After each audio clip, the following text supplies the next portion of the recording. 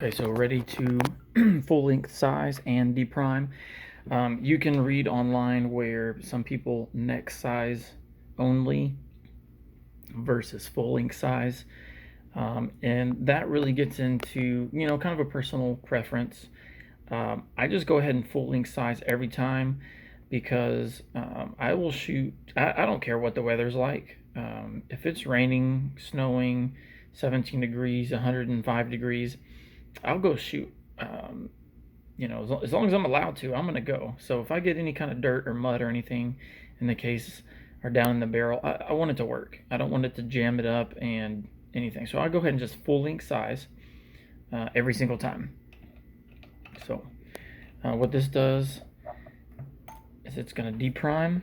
It's gonna set the case neck, the shoulder back, and then it is going to shape the neck. And then let's check out those primer pockets. Ooh, that is nasty. So you can see why typically I will, if it's my brass, I will decap then clean, because it will clean all that stuff out of the primer pocket, especially with the stainless steel pins. Now you can tell how clean it is down in there. It's super shiny. So that's why the stainless steel pins are just so much better with wet tumbling stainless steel. So what I like to do is I'll go ahead and I'll go through one whole step at a time. Typically I'll do these 50 or 100 at a time, and I'll do one step because that way I can focus on that one step. So I'll run through just a couple of these. I'm trying to do it one-handed, which doesn't work out too well.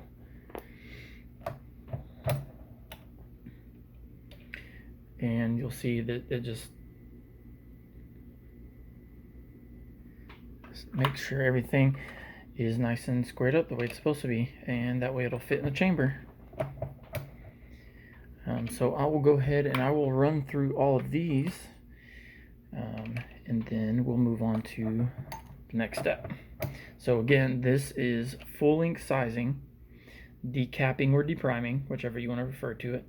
It's bumping our shoulder back the way it needs to be, and it's truing up the case mouth.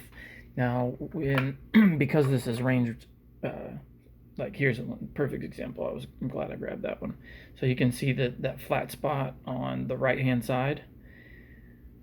That's because this was shot in an AR, unless somebody stepped on it. But as it comes out, it's going to fly out and it's going to hit the side of, I don't know what the little part's called, but it hits the side of the AR and it'll put a little ding in it. So now see the difference. We're going to run it up. It's going to size it, deprime it, and then it will be perfectly round. Okay, so these have all been sized and deprimed.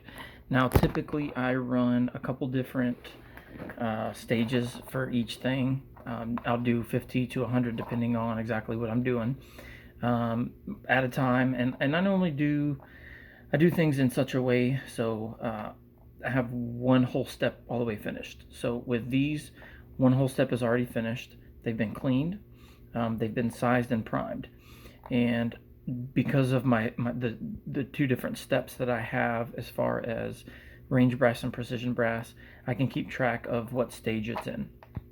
So because I know the primer pockets are dirty, and there's no primer in there, that it's from the range. If it's precision brass, then I deprime first and then clean, and then I'll put them in this box, and then I'll know it's exactly which gun it's for and the intent of the brass. And I'll also know that because see, all these are going to be LC, so I'll know exactly what gun these are going to go in. And then typically what I'll do is I do have a book that I write it down in, just in case I forget, which I'm not that old yet, so I'm not forgetting. But then I'll know exactly what stage this is in, because sometimes I'll put this up, I'll be done for the day, and then the next time I come out, let's say I want to go ahead and load up a batch to go to the range, I can grab a batch that's already primed, and then all I have to do is load it up. So the next step for these are going to be, there's a couple different things we can do, but I'm going to show you uh, the processes if you don't have the stainless steel pins with wet tumbling. You're going to have to go in and clean these primer pockets. So I'm going to show you how to do that coming up next.